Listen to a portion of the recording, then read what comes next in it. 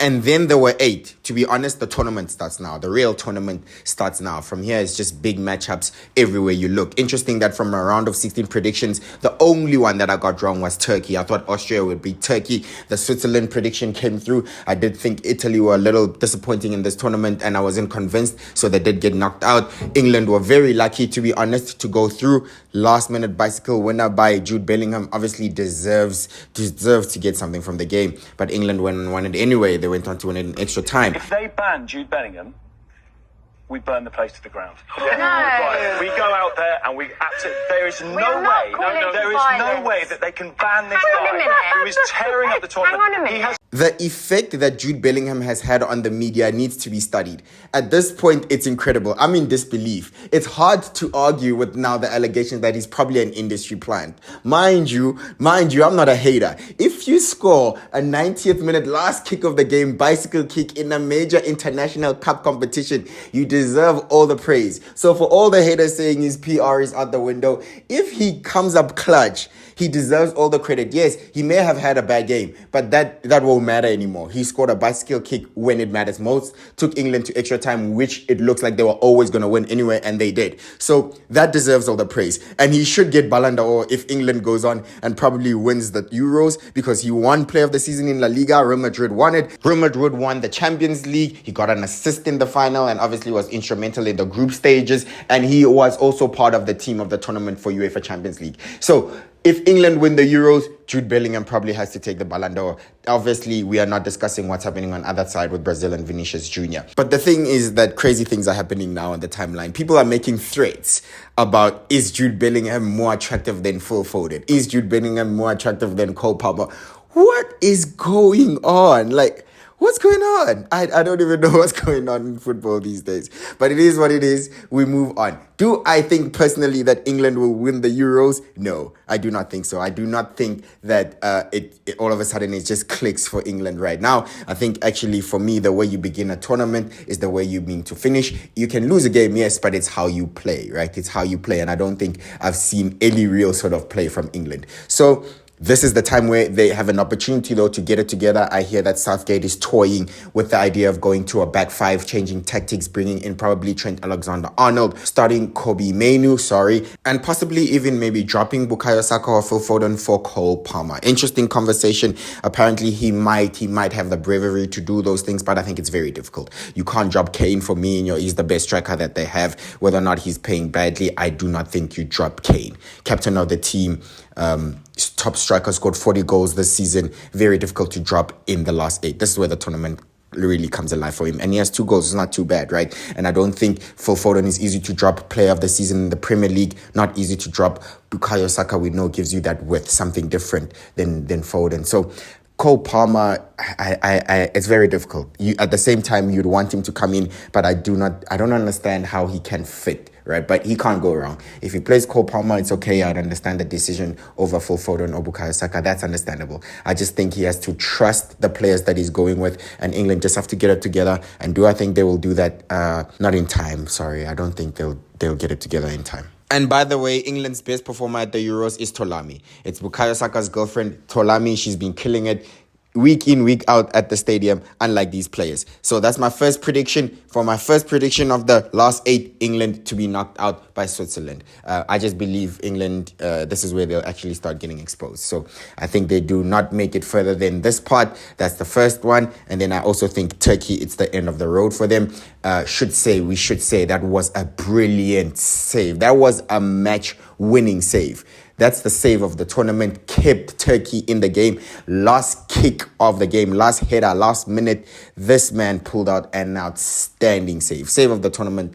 Literally, Austria, if they score that goal, they have the momentum, they're up for it, and they probably win it in extra time. So this is save of the tournament. Yeah, but unfortunately, I think the Netherlands knocked them out. Cody Gakpo, what has gotten into Cody Gakpo in this tournament? Gakpo has been world class, which is very, very weird to say because we know he was world-class in the 2022 World Cup for the Netherlands, but in Liverpool, he's failed to replicate, that sort of form. Someone says that's because Klopp is not playing him in his natural position, which is left wing, while Klopp was not playing him left wing predominantly. He was giving him the false nine role or playing as a CM. But yeah, Koeman just literally set that aside and said he's a left winger, play him there. He's so dangerous when he cuts in, and he's proven it. 3 goals, I think, already in this tournament and an assist. Wow, impressive. While we're on the subjects of one of the few players of the tournament, I think the Germany and Spain game is going to be basically the final before the final for me, right? It's literally the final before the final. The 2 best teams of the tournament so far. Spain, the only team with a 100% record. Germany undefeated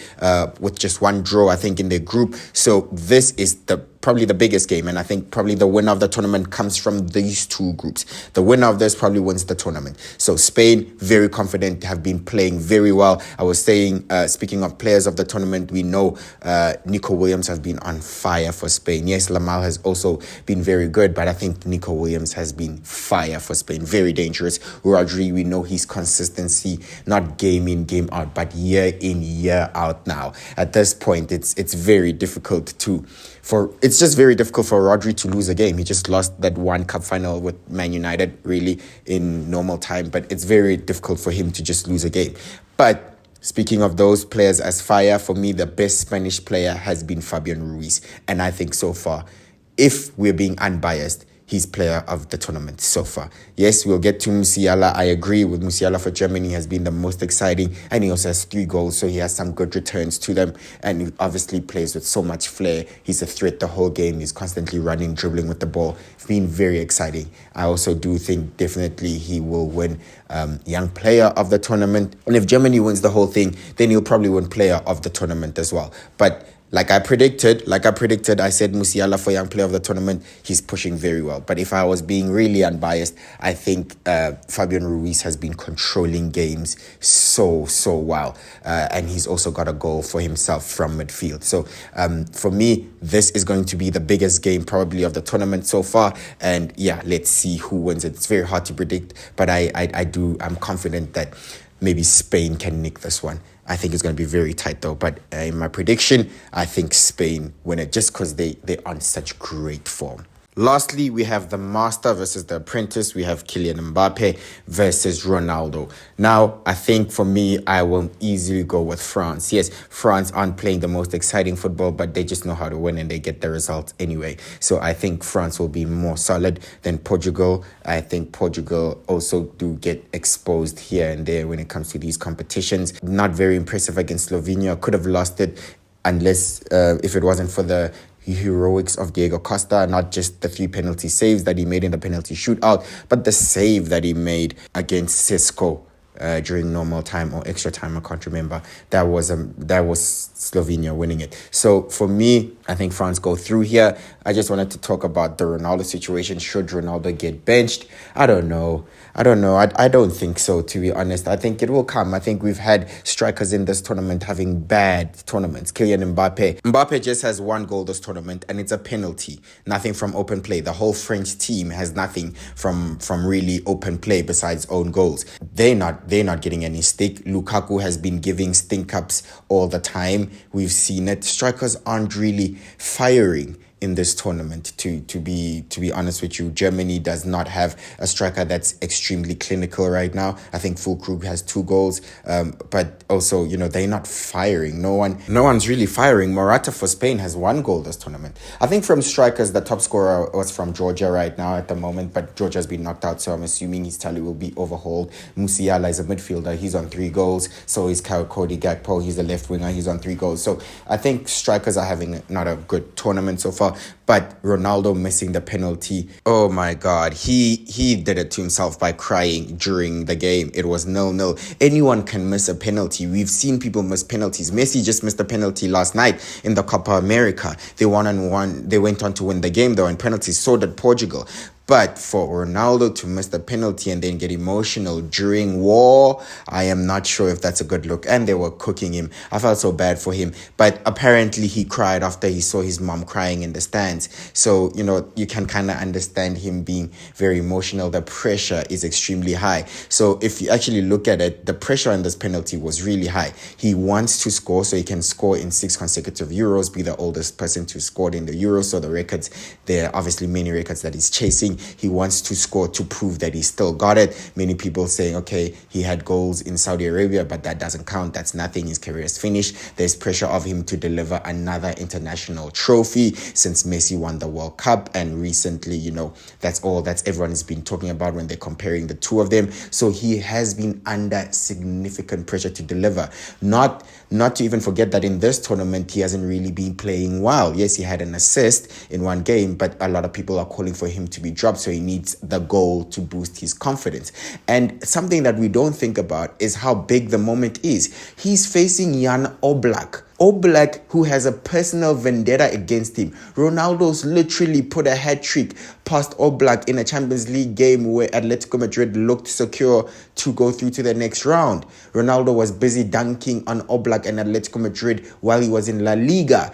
It's personal for Oblak. He needs to get him back in somewhere, and this is their last ever, probably matchup. And this is obviously Ronaldo's also last Euro, most likely. So there's a lot of pressure. Oblak wants to prove a point. He wants revenge for all of those years of torture by Ronaldo, and he got it. And he's a very good keeper. He was one of the best in the world at some point, and he's very big, he's very tall. So it's not an easy penalty, and he hit that. That's an excellent save. It's not like he took a really bad penalty. No, it's an excellent save, and it happens. So for me, he shouldn't have cried. I know he gets emotional. I think he should have just been a little bit tougher and just, really looked forward to the positive, because it just then started feeling like maybe, it's going to happen again, like what happened in the World Cup with Morocco knocking Portugal out. I don't think so. I think you must be positive towards the end. I'm sorry for him. I feel bad for him. I do wish him the best though for the tournament. I hope he gets his goal in the next game. I think if he's calm, he doesn't play with that pressure on him to prove himself too much. He's done fairly enough for football, and I think if he's just patient and he takes his chances, he will be fine. Just patient, don't overthink it, just calm down. A chance will come and you'll have an opportunity to get a goal, at least. With that being said, that's the video. I hope you enjoyed the round of 16. It's the quarterfinals now. Those are my predictions. I think France go through. I think Spain go through. I think Switzerland go through. And I also think the Netherlands make the last four. England out, Portugal out. Those are my big ones, and Germany out. With that being said, I hope you enjoyed the video. Please subscribe, and I'll see you in the next one. Bye-bye.